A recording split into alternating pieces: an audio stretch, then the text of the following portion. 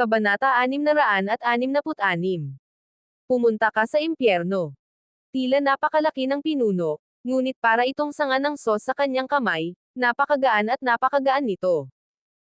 Habang umuugoy ito, para itong isang tigre habang patuloy na lumulukso kasama ang mga berdeng bundok.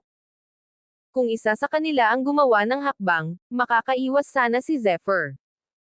Gayunpaman, nang magtulungan ang dalawa, unti-unting tumataas ang epekto ng pagsupil. Sa huli, kumurap ang katawan ni Zephyr at nagsimulang maging matigas. Boom! Sa wakas, isang malakas na puwersa ang tumama sa katawan ni Zephyr habang libang na libang si Zephyr. Umuungol. Sumabog ang aparisyon, multo ng uhaw sa dugong demonyong tigre, dala ang walang katapusang kamao na focus.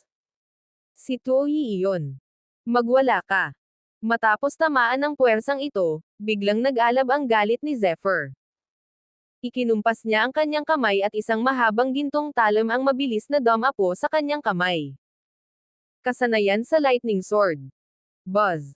Sa tunog ng luha. Tila nagmula ang espadang ito noong sinaunang panahon. Gamit ang enerhiya ng sinaunang kaparangan, ito ay 100 metro ang haba at naging isang banal na ilog ng enerhiyang may talam. Bigla, ang focus ng kamao na ipinakita ni Tuoyi ay pumutok ng paunti-unti. Hindi mabilang na puwersa ng kamao ang nadurog, na parang isang malaking bilang ng mga balahibo ang lumipad pababa mula sa langit. Umalangaw-ngaw ang mga tunog ng kalabog, dala ang walang katapusang banal na kapangyarihan. Kumatok.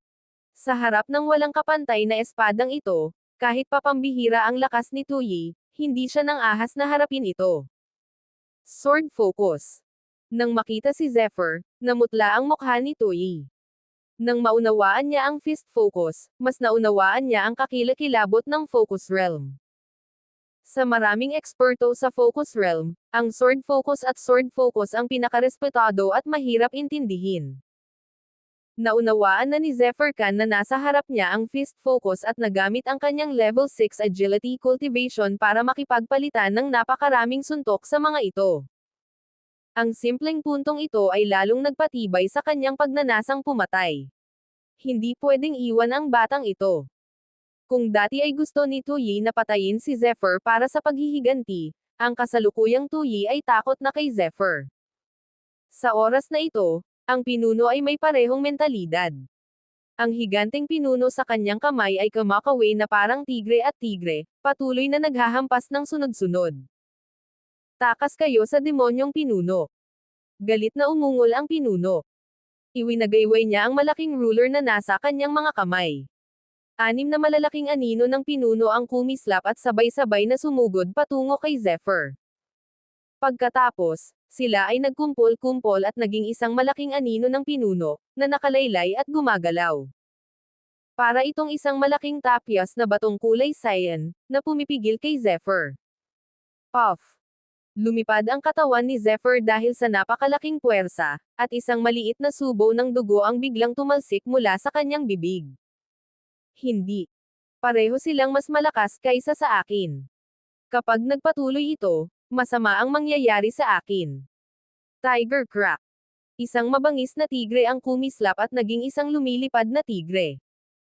Pinaigting ng tigreng ito ang focus ng kamao, na malinaw na siyang kakaibang kasanayan ni Tuoyi sa pagsuntok. Hinahanap mo ang kamatayan. Matapos mapalipad si Zephyr, sa wakas ay umabot sa sukdulan ang kanyang puot. Ang kanyang mga mata ay kasing pula ng sa isang baliw na demonyo, at isang napakalaking enerhiya ang mabilis na lumabas mula sa kanyang katawan. Klang! Mabilis na lumipad pataas ang Golden Combat Sword. Biglang tumaas ng husto ang kanyang bilis at lakas. Rumble!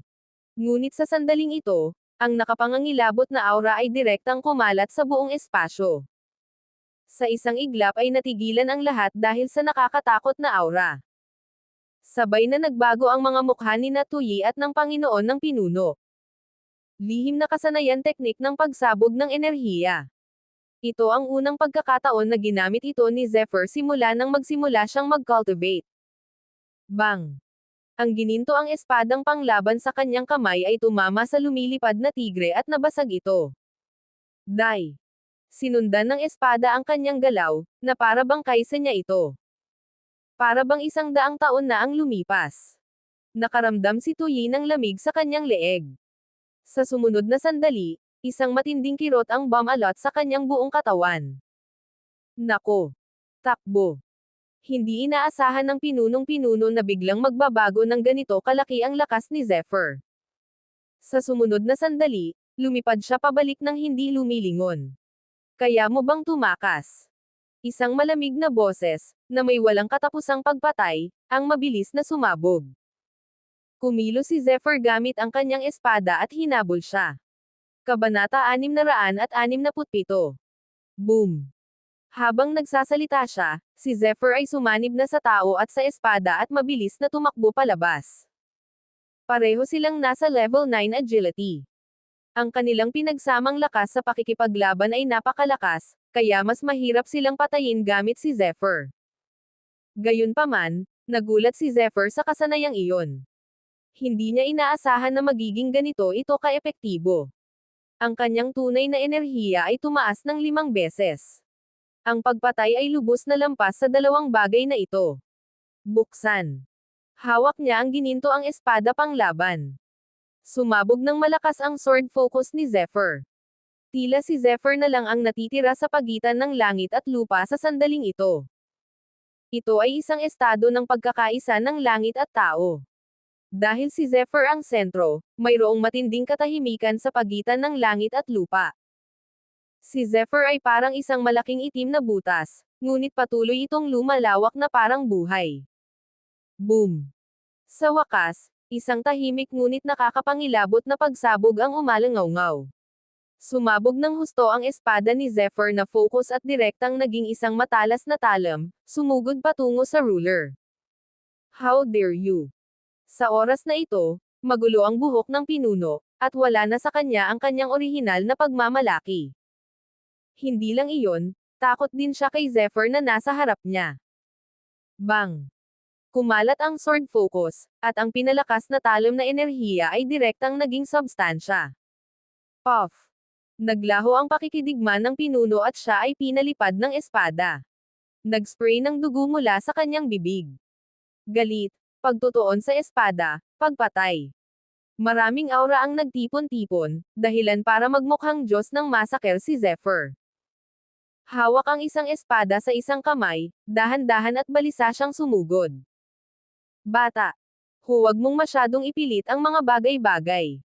Nanginig ang mga kalamnan sa mukha ng ruler master habang umuungal siya.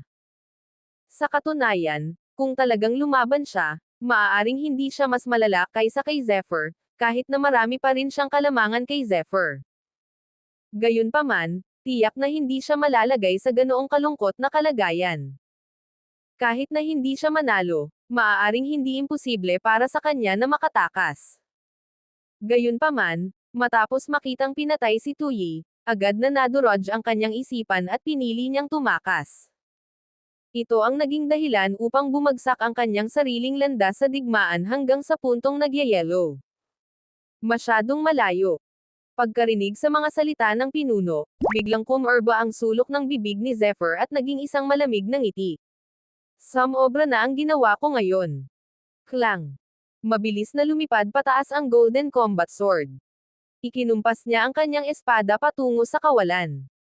Bigla, isang marka, na parang enerhiya ng liwanag, ang palm unit ng isang malaking bitek at tumama patungo sa kanyang kalaban. Umuungol. Sa wakas ay nabago ang mukha ng ruler master. Nagpakawala siya ng isang matinding ungol at marahas itong tinanggap ng malaking kulay berdeng ruler na nasa kanyang kamay. Dahil wala ng paraan para umatras, hindi na niya kailangang umatras. Sa sandaling ito, sumuko na ang ruler master sa pagtakas at nagkaroon ng determinasyon na lumaban. Muling sumiklab ang kanyang aura. Hindi isang simpleng tao ang pinuno. Nang matauhan siya, gumawa siya ng isang mapagpasyang hakbang. Itinaas niya ang malaking pinuno sa kanyang kamay at nagpadala ng maraming malalaking anino ng pinuno upang labanan si Zephyr. Boom! Buhangin at bato ay lumipad kung saan-saan. Sumabog si magma. Mabilis na kumalat ang nakapapasong hangin sa sandaling ito. Habang umaatake ang dalawa, ang nakapalibot na espasyo ay nadurog, at ang mga apoy ay nagliliyab sa lahat ng direksyon. Hindi lang iyon, ngunit nang bumalik sa kanyang ulirat, nagsimulang tumaas ang aura ng pinuno. Sa halip na pasibong matalo, nagsimula siyang lumaban. Kabanata 668.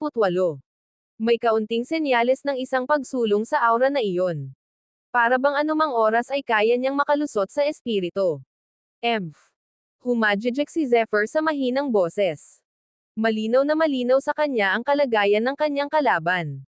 Bagamat pambihira ang lakas ng lalaking ito, tuluyan niyang binaliwala ang kanyang kalaban matapos gamitin ang energy explosion technique. Umuungol. Mabilis na sumabog ang siyam na kaliskis ng dragon. Nagsimulang kumalat ang walang katapusang kapangyarihan mula sa katawan ni Zephyr. Ang kapangyarihan ng bawat kaliskis ng dragon ay dodoblehin ang kapangyarihan ni Zephyr. Sa oras na ito, mayroon siyang pagsasanib ng siyam na beses na kapangyarihan at ang pagpapabuti ng energy explosion technique. Sa isang iglap, biglang tumaas ng husto ang kakayahan ni Zephyr sa pakikipaglaban. Boom! Ang gininto ang espada ng Tombat na nasa kanyang kamay ay tila naging isang malaking bundok at marahas na pinutol. Klang! Sa ilalim ng pagkabigla, marahas na lumipad ang katawan ng pinuno. Sunod-sunod na patong ng mga alon ng apoy ang nabuo sa loob ng nakapalibot na magma. Umuungol. Hindi siya binigyan ni Zephyr ng pagkakataong lumaban. Muling ikinumpas niya ang kanyang palad, hawak ang spirit-breaking sword palm sa kanyang kaliwang kamay, at ang gininto ang espadang pandigma sa kanyang kanang kamay. Sword palm na nakakasira ng espiritu. Kasanayan sa espada na kidlat. Ang dalawang natatanging kasanayan ay sabay na ipinakita at pinalibutan ang Ruler Master. Nako! Hindi ko yan bibitawan. Sa harap ng dalawang natatanging kasanayan ni Zephyr, binugbog ang pinunong amo para dumura ng dugo at ang kanyang laman at dugo ay sumasayaw ng ligaw. Gayunpaman, sa sumunod na sandali, ang kanyang katawan ay naglabas ng isang napakalaking kapangyarihan at ang kanyang bilis ay tumaas sa isang bagong antas. Balak talagang tumakbo ng lalaking ito palayo ng hindi lumilingon. Buzz! Kasanayan sa kidlat na espada. Paano siya hinayaan ni Zephyr na tumakas? Mabilis na tumaas ang lightning sword skill sa kanyang kamay, at nabuo ang walang katapusang talas. Sa ilalim ng dakilang talam na enerhiya, ang aura ng kamatayan ay namuo. Swoosh! Isa na may espada. Sa matalim na liwanag, tinamaan ni Zephyr ang katawan ng pinuno. Sa tulong ng mga kaliskis ng dragon at ng energy explosion technique, isang braso ang naputol ni Zephyr. Klang! Ang brasong nakahawak sa malaking ruler ay agad na bumagsak kasama ng ruler. Dugong hamog sa loob ng libu-libong milya. Isang malungkot na sigaw ang umalangaw mula sa bibig ng pinuno. Tila sumasayaw ng ligaw ang dugo ng kalaban, ngunit bumuo ito ng kakaibang padron. Sa sumunod na sandali, lumipad ang pinuno sa isang direksyon. Ang ganoong bilis ay halos kapareho ng bilis ni Zephyr. Malinaw na gumamit din siya ng isang sikretong kasanayan na katulad ng energy explosion technique. Saan ka pupunta? Kung hindi namatay ang ruler master na ito, tiyak na magiging isang sako na siya. Ayaw siyang pakawalan ni Zephyr. Gayunpaman, sa oras na ito, naging kaisa na siya ng espada. Ang galaw ni lightning sword skill ay umabot na sa gitnang yugto, kaya imposibleng mapatay siya agad. Habang sinusubukan ni Zephyr ang kanyang makakaya na habulin siya, isang kahangahangang pag-unawa ang biglang lumitaw sa kanyang isipan. Swoosh! Ang bladed energy ay nasa lahat ng dako. Tila may kakayahang mag-isip ang gininto ang espadang pandigma ni Zephyr. Sa kontrol ni Zephyr, nag-iwan ito ng perpektong kalahating bilog. Biglang umikot ang direksyon ng enerhiyang may talam. Buzz! Mamatay! Sa ilalim ng nagtatakang tingin ng Panginoon ng Pinuno, si Zephyr Khan ay lumipat sa isang tabi noong una, ngunit ngayon ay nagiba na ito ng direksyon at sumugod ng diretsyo sa kanya. Hindi siya naglakas loob na sumigaw. Tinamaan muli ang Panginoon ng Pinuno. Buzz! Sumasayaw ang mga braso niya. Ang kanyang mga braso ay napilayan ni Zephyr. Dahil sa pagkaunawang ito, Naramdaman ni Zephyr na parang nabuksan ang pinto ng karunungan. Ang sword technique ay konektado sa Diyos, at muling umikot si lightning sword skill. Buzz! Nahiwalay ang isa sa mga binti ng pinuno. Umuungol. Isang dagandong ang biglang tumunog. Kasunod noon, isang nakakapasong mainit na aura ang kumalat. Kabanata 669. Isang nilalang na may mabangis na mukha ang mabilis na tumakbo palapit. Ibinuka nito ang bibig at kinagat ang huling binti ng ruler. Bitek. Malinaw na malinaw ang sigaw ng ruler master, ngunit tiningnan ni Zephyr ang sitwasyon sa harap niya at sandaling natigilan. Dahil ang nilalang na ito na may mainit na hininga ay ang mutant na butiki na pinalipad ng ruler master. Hindi niya inaasahan na ang lalaking ito ay hindi mamamatay matapos tamaan ng enerhiya ng ruler master. Matalino rin ang lalaking ito, alam niyang kikilos ito sa pinakamahalagang sandali. Kahit na makapangyarihan ang kasalukuyang pinuno, ang apat niyang paa na payle ay sukdulan ng nanghihina. Sa isang iglap, siya ay pinagpira-piraso ng mutant na butiki. Umuungol. Umungol ang mutant na butiki at tila may kakaibang kasiyahang maghiganti. Swoosh! Kinuha ni Zephyr ang lahat ng bagay mula sa pinuno at kay Tut.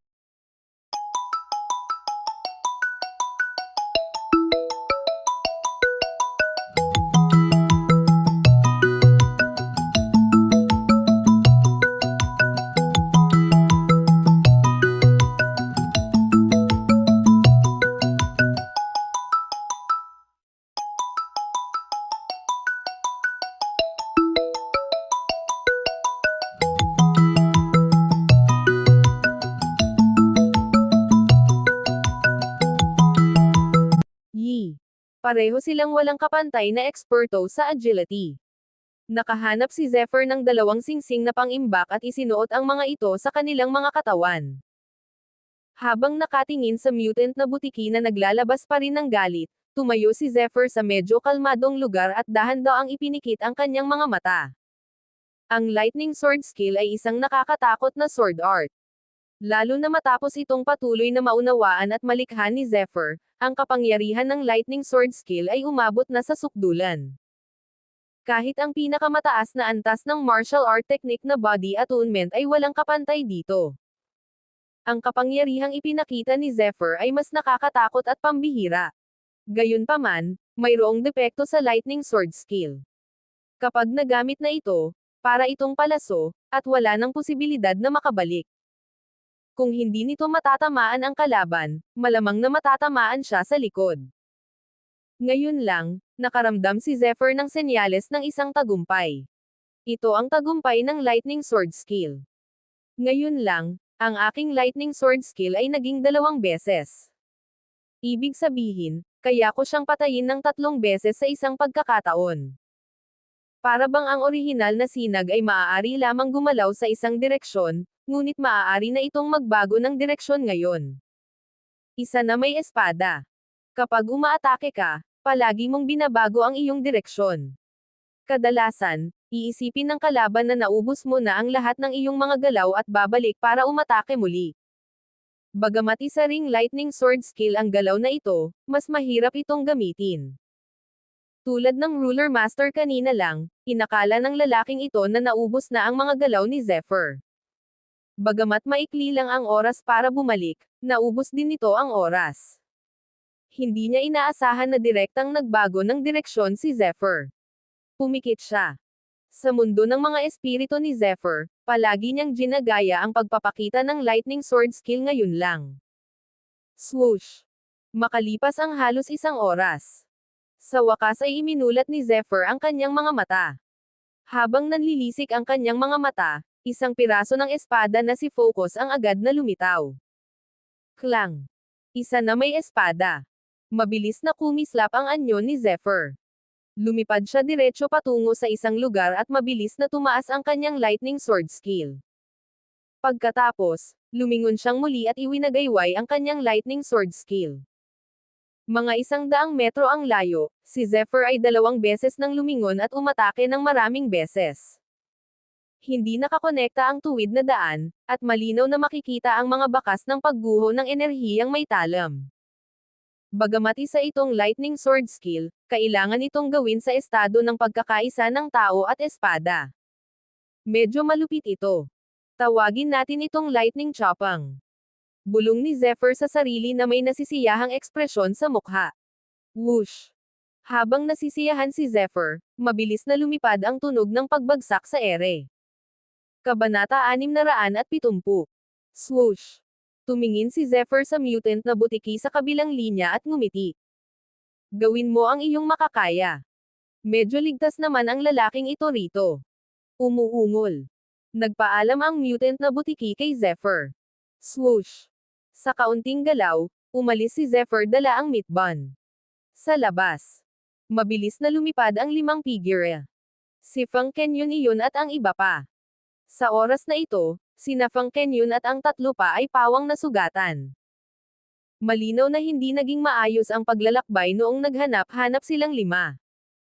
Kuya Kan, ayos ka lang ba? Nang makita nila si Zephyr, hindi nila maiwasang mapangiti ng masayang-masaya, at palihim na nagpakawala ng mahabang buntong hininga si Fang Kenyon. Ayos lang ako. Anong ginagawa ninyo?